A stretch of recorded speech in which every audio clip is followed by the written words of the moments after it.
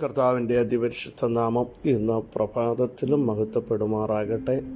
എല്ലാ മാന്യ സഹോദരങ്ങൾക്കും വേഗം വരുന്ന യേശുക്രിസ്തുവിൻ്റെ അനുഗ്രഹീത നാമത്തിൽ ക്രിസ്തീയ വന്ദനത്തെ അറിയിക്കുന്നു. ഓരോ ദിവസവും കരം പിടിച്ച് നമ്മെ നടത്തുന്ന കരുണാമയനായ കർത്താവിന് നന്ദി പറയാം. ആയുസ്സും ആരോഗ്യവും ബലവും സൗഖ്യവും കുടുംബജീവിതവും എല്ലാം അവിടുത്തെ ദാനമാണ്. പറഞ്ഞു തീരാത്ത എല്ലാ ദാനങ്ങൾക്കായും ഇന്ന് പകൽ നമുക്ക് നന്ദിയോടെ സ്തോത്രം ചെയ്യാം. നമ്മുടെ ദൈവത്തെ പോലെ വലിയ ദൈവം ആരുള്ളൂ? പ്രിയ സഹോദരങ്ങളെ, ഈ ദൈവം എന്നും എന്നേക്കും നമ്മുടെ ദൈവമാണ്.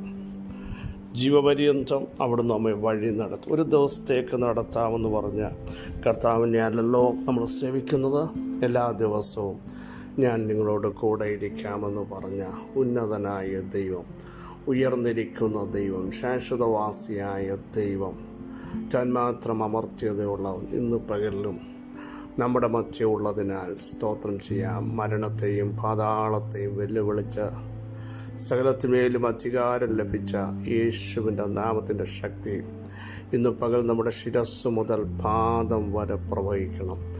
അവിടുത്തെ സാന്നിധ്യത്തിൻ്റെ കീഴിൽ നമുക്ക് മറയപ്പെടണം. അത്യുന്നതൻ്റെ മറവിൽ വസിക്കാൻ, സർവശക്തൻ്റെ ചിറകിൻ്റെ കീഴിൽ ശരണം പ്രാപിക്കാൻ, അഭയം പ്രാപിക്കാൻ തയ്യാറാകുമെങ്കിൽ ഒരനർത്ഥവും ഒരു ബാധയും നമ്മുടെ കൂടാരത്തിന് അടുക്കയില്ല. എല്ലാ വഴികളിലും നമ്മളെ കാക്കും. സ്തോത്രം. പകലിൻ്റെ ശക്തികളോ രാത്രിയുടെ ശക്തികളോ ഒന്നും നമ്മളെ ശാതവണ്ണം അവിടുത്തെ കരം നമുക്ക് അനുകൂലമായിരിക്കും. ഭയം മാറിപ്പോകട്ടെ. കർത്താവ് അറിയാതെ നമ്മുടെ തലയിലെ ഒരു മുടി പോലും നിലത്ത് വീഴത്തില്ലെന്ന് ഇന്ന് പകൽ എത്ര പേർക്ക് ഒന്ന് ഉറയ്ക്കാൻ കഴിയും? എൻ്റെ ദൈവം അറിയാതെ തലയിലെ ഒരു മുടി പോലും നിലത്ത് വീഴില്ല. ഞാനത് വിശ്വസിക്കുന്നു. ദൈവത്തിൻ്റെ മഹത്വം എനിക്ക് വേണ്ടി സ്വർഗം വെളിപ്പെടുത്തും.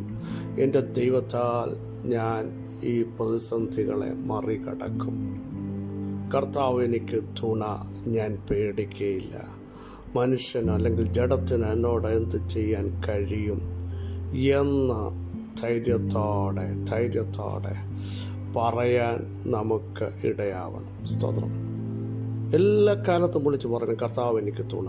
ഏത് പ്രതിസന്ധി വരട്ടെ, ഇരുൾ വരട്ടെ, തകർച്ചകൾ വരട്ടെ, ശൂന്യത വരുത്തുമെന്ന് പിശാച് പറയട്ടെ, വെല്ലുവിളികൾ ശക്തമാകട്ടെ, അവിടെ വിളിച്ച് പറയണം, കർത്താവ് എനിക്ക് തുണ. പിന്നെ ആർക്കാ അടുക്കാൻ പറ്റുന്നത്? സർവശക്തനായ ദൈവം നമുക്ക് തുണയാണെങ്കിൽ, അഖിലാണ്ടത്തിൻ്റെ ഉടയവൻ, അനാദിയായും ശാശ്വതമായവൻ, സകലത്തെയും നിർമ്മിച്ചവൻ, യെസ് ഉണ്ടാകട്ടെ എന്നൊറ്റ വാക്കുകൊണ്ട് സകലത്തെയും ഉളവാക്കിയവൻ നമുക്ക് തുണയാണെങ്കിൽ പിന്നെന്തിനാ ഭയപ്പെടുന്നത്? ധൈര്യത്തോടെ പറയണം. അവിടെ എഴുതി കർത്താവ് എനിക്ക് തുണ. അല്ലെങ്കിൽ നമുക്ക് ധൈര്യത്തോടെ പറയാൻ കഴിയണം, ഞാൻ പേടിക്കുകയില്ല, ഞാൻ പേടിക്കുകയില്ല. നമ്മുടെ ശരീരം കർത്താവിൻ്റെ മന്ദിരമാണ്. നമ്മുടെ കുടുംബം കർത്താവിൻ്റെതാണ്, അല്ലേ? കർത്താവിൻ്റെ കുടുംബമല്ലേ നമ്മൾ? സകല കുടുംബത്തിനും പേർ വരാൻ കാരണമായ യേശുവിൻ്റെ നാമം. അപ്പോൾ യേശുവിൻ്റെ നാമത്തിലുള്ള കുടുംബജീവിതമാണ് നമ്മുടേത്. ഒരു ശക്തിക്കും അതിനെ തൊടാൻ പറ്റില്ല, തലമുറകളെ തൊടാൻ പറ്റില്ല.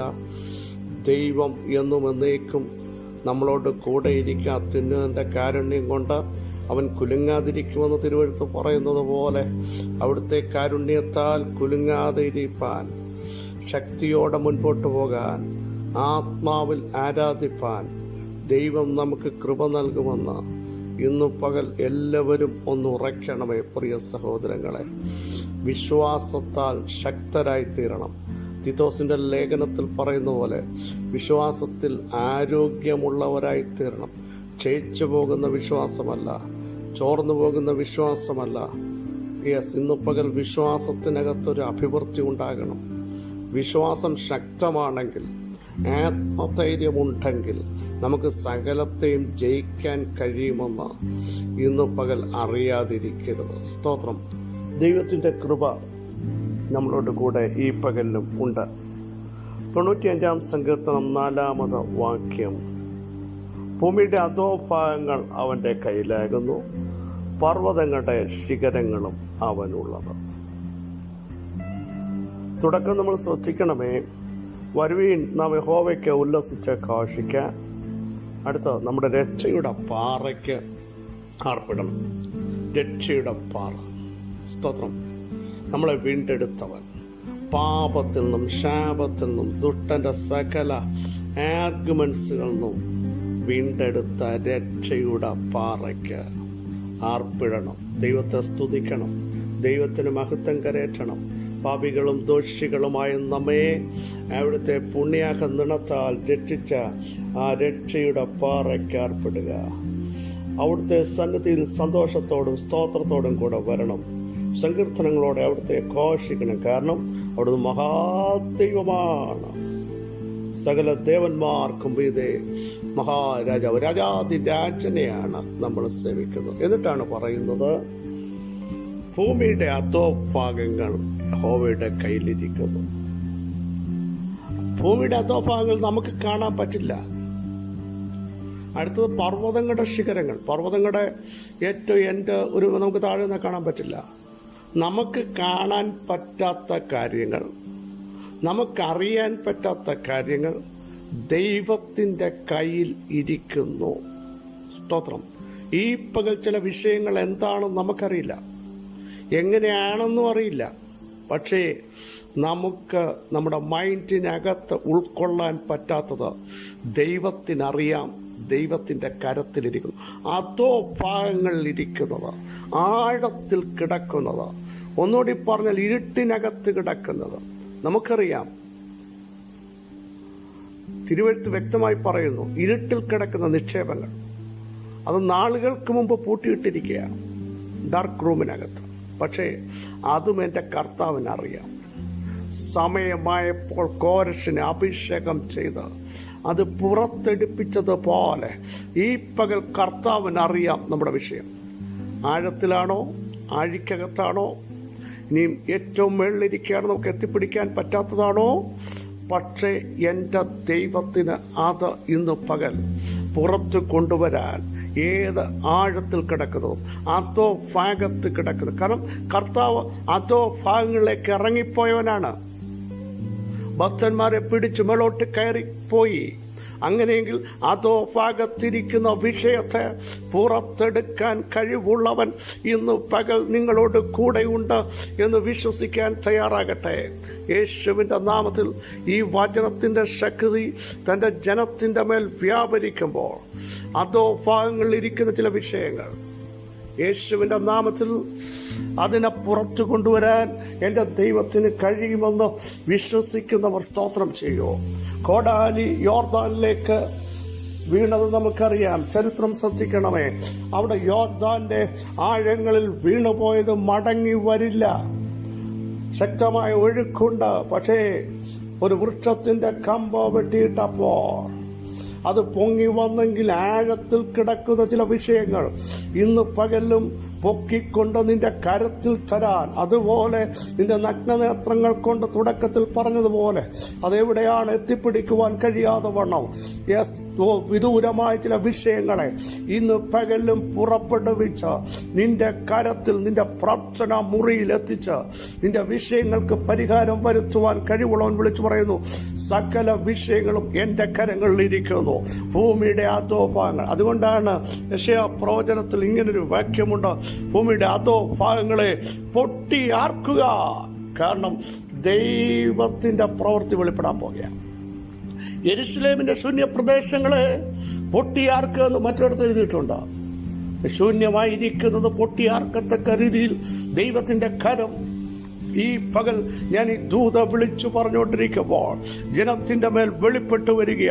നിങ്ങൾ അസാധ്യമെന്ന് പറയുന്നത്, കാണാൻ പറ്റത്തില്ലെന്ന് പറയുന്നത്, നടക്കത്തില്ലെന്ന് പറയുന്നത്, ഇതുവരെ നോക്കിയിട്ട് നടന്നില്ല എന്ന് പറയുന്നത്, ഈ പകൽ അവിടുത്തെ കരത്തിന്റെ വല്ലഭത്താൽ ചിലതിനെ പുറപ്പെടുവിക്കുകയാണ്. പൊട്ടിയാർക്കത്തക്ക രീതിയിൽ, സന്തോഷിക്കത്തക്ക രീതിയിൽ അകത്തളങ്ങളിൽ കിടക്കുന്ന മൂടപ്പെട്ട ചില വിഷയങ്ങളെ ഈ പകൽ ദൈവാത്മാവ് പുറത്തു കൊണ്ടുവരുന്ന നിമിഷം വിശ്വസിക്കുന്നവർ ഈ ദൂതേറ്റെടുത്ത് ദൈവത്തിന് സ്തോത്രം ചെയ്യാൻ തയ്യാറാകട്ടെ.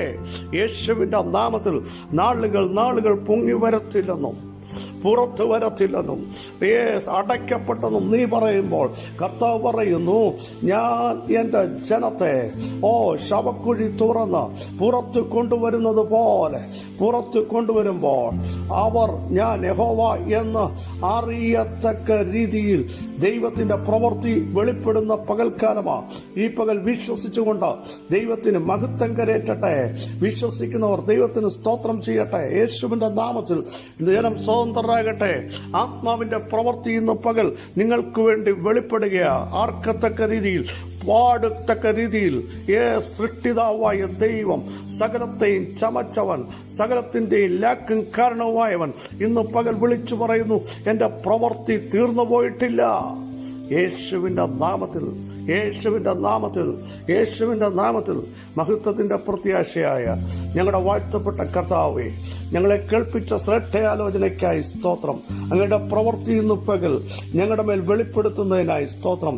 ജനം വിടുവിക്കപ്പെടട്ടെ, രോഗികൾ സൗഖ്യമാകട്ടെ, ആത്മാവിന്റെ പകർച്ച വരട്ടെ, അന്ധകാര മണ്ഡലങ്ങൾ തകരട്ടെ. അതോ ഭാഗങ്ങളിലേക്ക് ഇറങ്ങിച്ചെന്ന് പുറത്തു കൊണ്ടുവരേണ്ടതിനെ പുറപ്പെടുവിക്കുന്നവനെ ഹല്ലേലൂയ, അങ്ങ് ഇന്ന് പകലും പുറപ്പെടുവിച്ച് ആത്മാവിന്റെ ശക്തിയാൽ ബലത്താൽ നയിക്കുന്നതിനായി സ്തോത്രം. സൈന്യത്താൽ അല്ല, ശക്തിയാലല്ല, അവിടുത്തെ ആത്മാവിന്, അവിടുത്തെ കയ്യിൽ സകലവും ഇരിക്കുന്നു. ഇന്ന് പകൽ കർത്താവേ, ചിലത് പുറത്തു വരട്ടെ, ചിലത് ജീവൻ വ്യാപരിക്കട്ടെ. ചിലതിന്റെ ബാലൻസ് തെറ്റിക്കുന്ന അന്ധകാര മണ്ഡലങ്ങൾ ഇന്ന് പകൽ അഴിഞ്ഞു മാറട്ടെ.